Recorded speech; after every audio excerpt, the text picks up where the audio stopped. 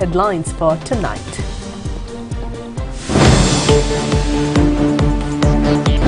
Sri Lankan embassy in Turkey is in efforts to officially confirm the deaths of Sri Lankan fighters in Ukraine. Accusations regarding Parliamentarian Rasamanikam seeking political advantages. Vadivel Suresh has been appointed as a senior presidential advisor. A survey says preschool children consume more than 5 times of the required amount of sugar daily. 16 nominations for the national television in the Sumti 2024 Awards. Tabutegama villagers have constructed an elephant fence without seeking the assistance of authorities. Israeli forces encircled the Jabalia Palestine refugee camp.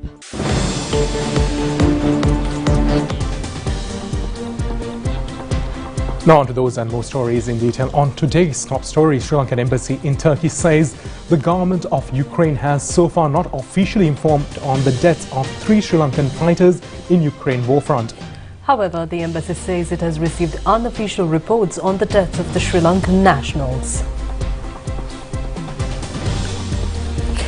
According to a new item circulated in social media as well as in mainstream local media, a Sri Lankan national named Ranish Hevage, alias Captain Dentist, was killed in the Ukraine war.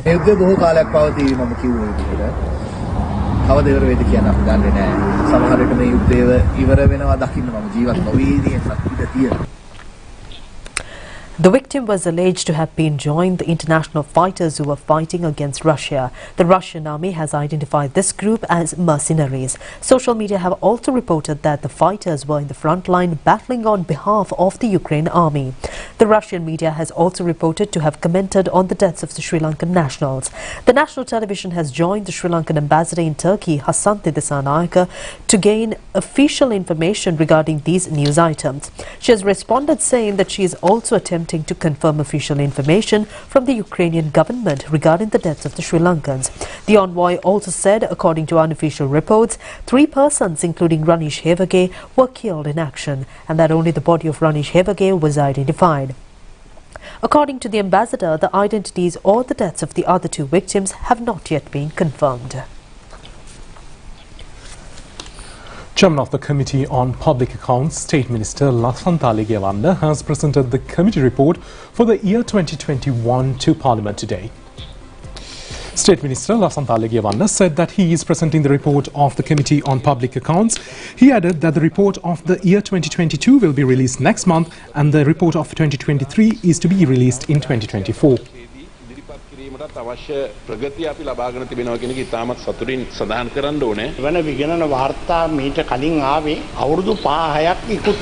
Dr. Bandula Gunawardena has said the previously auditing reports have been released to 5 to 10 years later. As a result, there was no responsible minister for the reports. He adds now there is financial management and discipline. Votes of the Ministries of Foreign and Labour as well as Foreign Employment were taken up for discussion in the committee stage budget debate in Parliament today.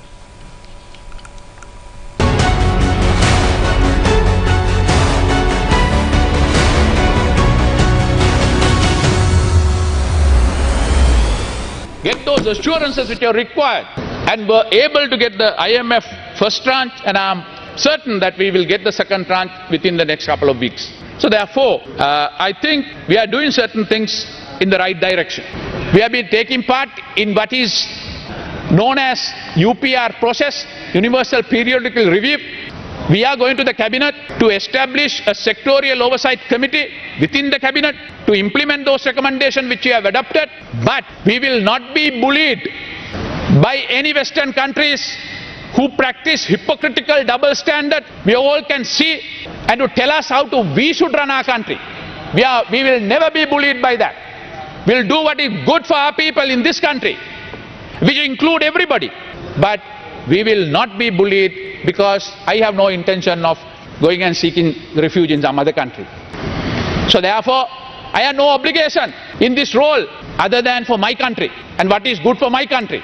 Therefore, if anyone, but we must also say, we have absolutely no problem with those countries and their administration. But we have some problem with some of the politicians driven by vote bank politics, which is true. So we are not going to cater into the vote bank politics of Western capitals. We are a sovereign state. We are not going to beg and give up our right and our sovereignty just to create few jobs or to give up our rights. It has to be a dignified, sovereign relationship between our countries and any country in the world. That's how we can stand up. That's how we will survive. That's the only way forward. That's how Sri Lanka had done in the past. That is what we are doing now. That is how we should do in the future. Just to make a correction to what the Honorable Minister said, the consular division was made electronic from the original system in 2017, sir. It was done under the direction of Ambassador Ganegamarachi. We won the best award for e-governance that year. So when you talk about what good things that have been done, that's good. But also you must recognize how it happened. So you didn't create the EDAS system. The EDAS system was created in 2017, just to make that point, so that in the future you will not make that mistake. Respond to that. I never said that the EDAS system. We introduced the e-channeling system last year in order to give appointments. That eliminated the queues.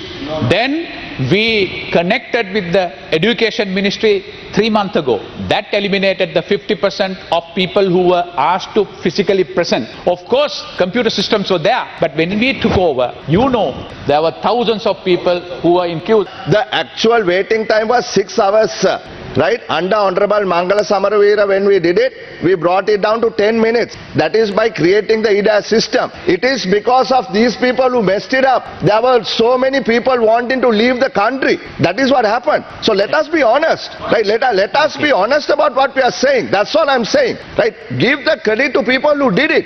Honorable Speaker, I never take anybody's credit. I gave the credit to my state minister. He's the one who was behind this. It is easy for somebody to write theories and make lectures. What matters is, when it's required on the ground, take up the challenge and face it. E-Dash was created during the Yapalana period. Okay, and what we did was we integrated with the other the organizations such as the examinations department. So now nobody has to come to the foreign ministry. You can get the certificate from your laptop or the home computer. Now, if it's a question about who gets the credit, I really don't care. Okay, now what we really care about is that the people are getting a better service, and I think we all should get together to work to that extent, and without trying to say who did it or who should get the credit for it. Exactly. Okay. I appreciate the gentlemanness of that response. I appreciate it, Honorable Sir. That is how we need to work. So let me at the outset explain my attire today. I'm wearing this shawl to express my solidarity to attain peace in the Middle East and also peace and security worldwide. I want to follow on from Honorable Harsha De Silva. I would like to say the fact that theories are important, lectures are important. That's how we obtain higher education. But I think lectures, theories, ideologies should be transformed and translated into action. Now, that is what is most important. Honorable Speaker, I think foreign policy forms one of the basic fulcrums of governance. A strong, innovative, vibrant, thought-provoking, results-oriented foreign policy is of great benefit to our own nation state. In foreign policy, credibility is very important. Whether the agreements are oral or whether they are written. The sine qua non for a successful foreign policy, the indispensable requirement for an achievement-oriented foreign policy is credibility. We need to have international credibility and we need to have domestic credibility. So I think we have to commit ourselves to protect the human rights. Honorable Jadamini Kunawardene. I must say, as a member of the MEP, as a pioneering party in the formation of the foreign policy of this country, that we are very much for the non-aligned, policy and to continue with to also continue as, friends only international relations policy, because we should never invest or intend in taking sides in the global political scenario. Therefore, at the very outset, we must condemn any kind of inhuman, barbaric killings or assassinations done under the pretext of bringing liberty or liberation to a certain section of community. Therefore, at the very outset, we must clearly state that this government will continue the non-aligned and friends with all policy and continue foreign policy that we have strengthened over the last few decades.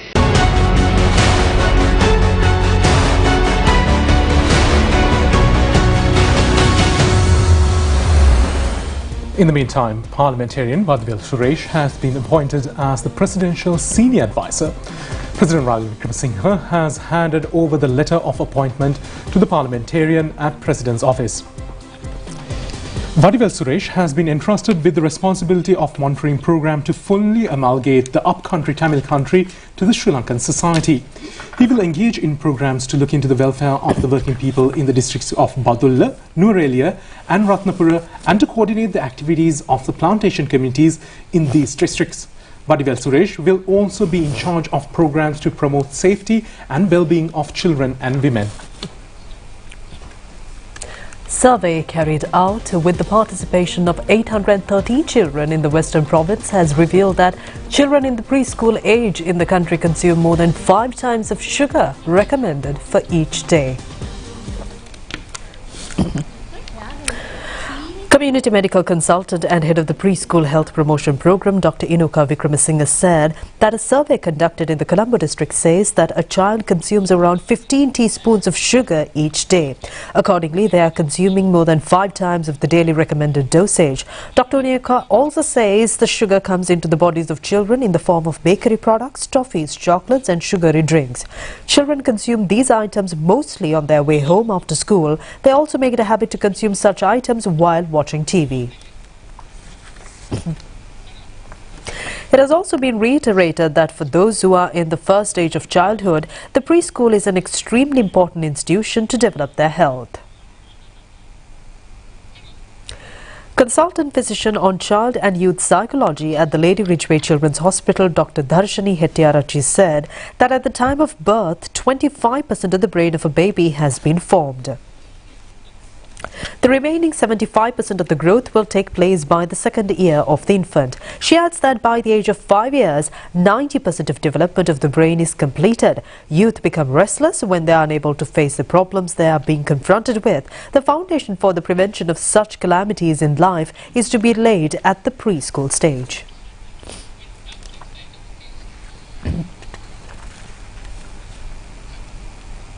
The declaration of nominations for the Sumti Awards for the year 2024 has taken place in Colombo last evening. The national television has been awarded 16 nominations based on programs telecasted in the year 2022. A special feature has been the national television receiving nominations for all 3 best television educational programs. Sumti Awards creator Tilanga Sumathipala presided over the ceremony to declare the nominations.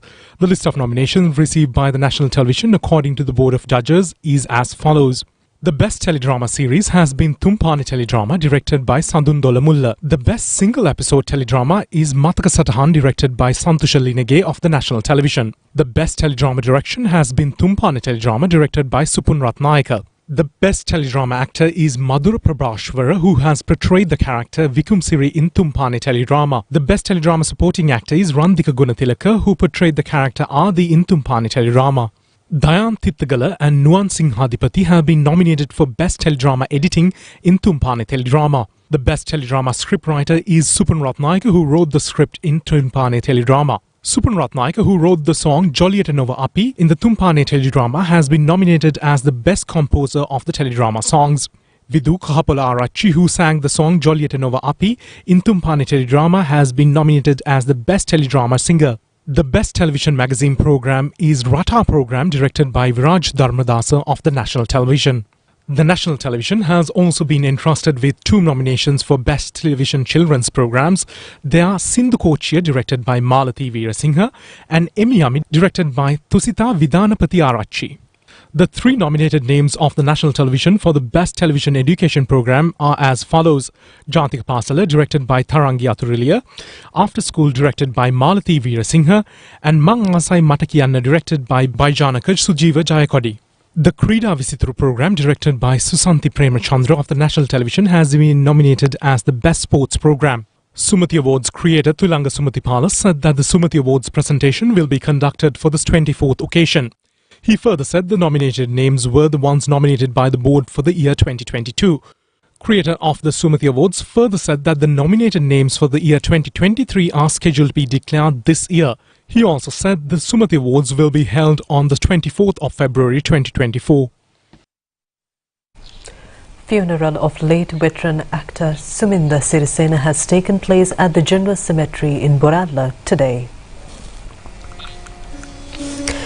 The late actor, who had extended much service for the field of arts, was ailing for some time and passed away upon admission to a private hospital in Gampaha. He was 75 years old at the time of his demise. Sumti Awards, who had commenced his career in the stage plays, had later on contributed his skills in acting in films and teledramas. He had been adjudged as the best actor many times and was felicitated with the awards of Kala Kirti and Kala Bhushana as well.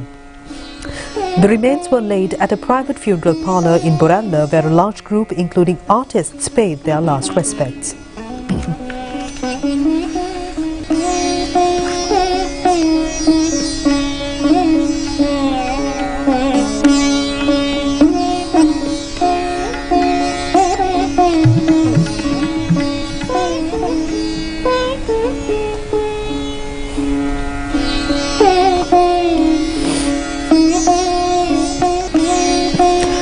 Former President Mahinda Rajapaksa has also paid his last respects to the body of late Sumti Awards.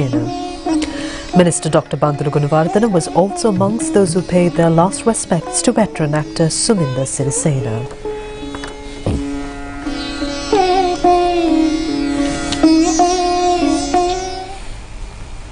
Two accidents have occurred in the same location, both in the morning hours, in Kumbugolla, Pune in Jaffna Candy Main Road. A bus carrying passengers to Vaunia from Anuradhapura prison went off the road as a result of the driver of the bus falling asleep in the wheel. However, nobody was injured in the incident, and detainees in the prison bus were transported to Vaunia prison in another bus.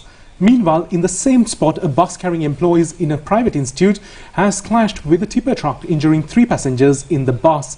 Our correspondent says the injured have been admitted to Madhavachi Hospital. Vehicle transport in Jaffna Candy Main Road was obstructed for a while. The Pune police station is conducting investigations. The Sadam train journey has commenced from the Alokarama Vihara in Burugama, Mirigama today. The train is scheduled to travel to Jaffna from Beliatha with Pirit chanting and blessing the surroundings with Pirit pen.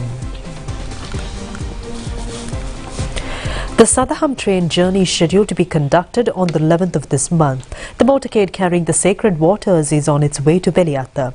The program has begun with declaring opening of the 2-story Dhamma school building at the Alokarama Vihara in Borugamua. In parallel to this event, provision of dried rations for low-income families and educational equipment as well as necessary items for expectant mothers have taken place. The programs have been carried out under the patronage of the chief incumbent of the Vihara, Venerable Ginnaliye Ayupala Thera. The Dhamma school building was declared open under the patronage of Deputy President of the Ratnapura Sasana Rakshaka Balamandalaya, Venerable Karavita Upananda Thero. Here for a look at more local items in a brief. Officials of the Drug Control Division of the Customs have taken into their possession a stock of poisonous narcotics valued at 60 million rupees in a private clearing institution of Colombo cargoes in Sidua this afternoon. 8 kilograms of type cannabis named Kush, 160 grams of the narcotic named Mandi, 350 pills of ecstasy and 8 grams of ice narcotics were detected and apprehended. 21 Indian fishermen and their 4 fishing craft have been taken into custody of the Navy last evening.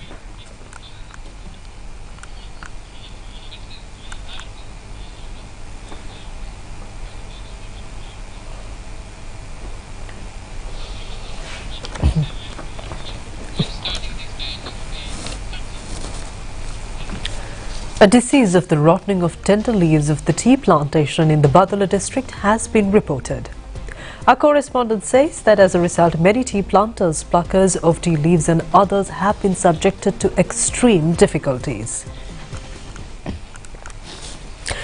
Cultivators say the disease has erupted due to heavy rainfall and foggy conditions. The disease affects tea small holdings as well as large-scale tea estates. Patches in the form of bubbles originate in the tender leaves and later on dries up, destroying the plants. Application of chemicals has not become effective in fully controlling the disease. The wild elephant threat is a never-ending problem. There is no use of accusations against each other in this regard. Meanwhile, news pertaining to a group of persons who have built a fence through their own efforts to prevent wild elephants storming into their villages has been reported from Thabutedegama. In this scene, you see an electric fence erected by villagers covering an area of Belakandawala, Sandasirigama, Aturendgama and Tulana. The Thabutedegama Division Secretariat Division has said that the length of the structure is 8,436 feet. The special feature of this fence has been created by a hanging fence. Nearly 300 persons in villages have gotten together and set up an organization called Organization for the Protection of Elephants. The national television correspondent says the elephant fence has been created through contributions collected from each house in the village. The national television commends the initiative of the villagers to rely on their own strength without looking for outside assistance, and it also considered the actions of the villagers as a slap in the face for some authorities who do not focus their special attention on the people's problems. We'll be back with foreign news after a short break.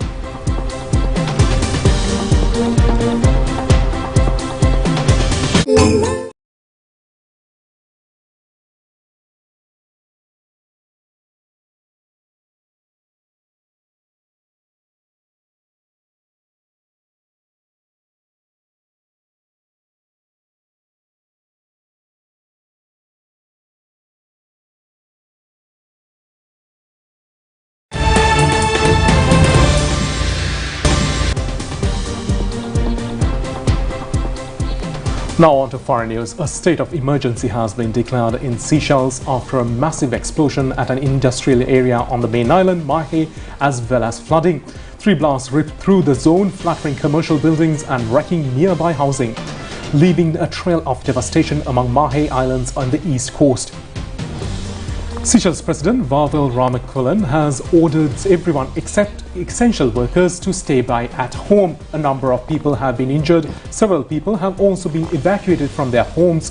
The blast happened just 2 a.m. after local time yesterday at a construction quarry company. Their explosives were being stored in 4 containers. The international airport was also damaged despite being 4 kilometers away. Schools are shut and hospitals are closed to all emergency cases.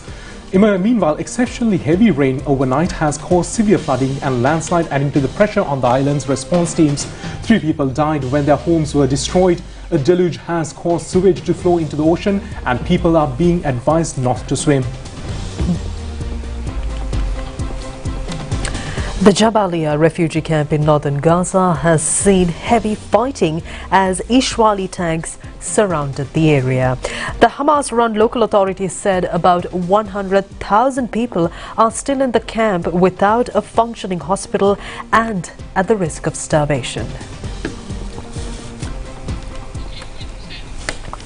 Foreign media reports that no aid has reached the north since the humanitarian truce ended at the start of December. Yesterday, UN Chief Antonio Guterres warned that the humanitarian system in Gaza may collapse and public order could completely break down. His comments have been criticized by Israel Foreign Minister Eli Cohen, who called Guterres' tenor a danger to world peace. Israel's Ministry of Defense says it has received the 200th cargo plane carrying military equipment for the Israel Defense Forces. A press release by the ministry says over 10,000 tonnes of military equipment have been delivered to Israel since the start of the war, including armoured vehicles, weapons, personal protective equipment, medical supplies and ammunition. Wishing you a joyful Christmas from Prima.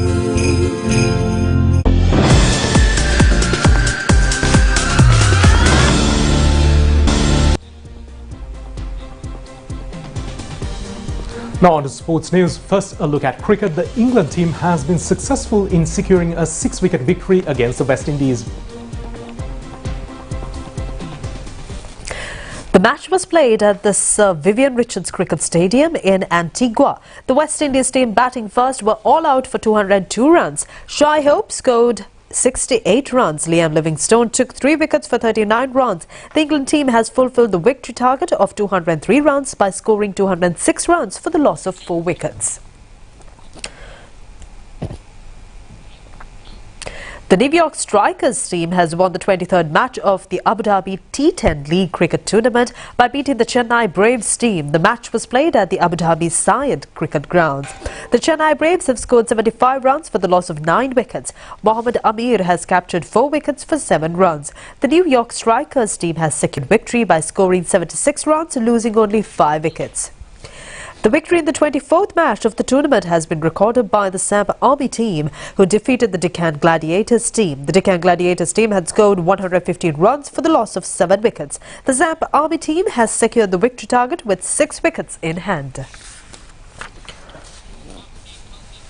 Wishing you a joyful Christmas from Prima.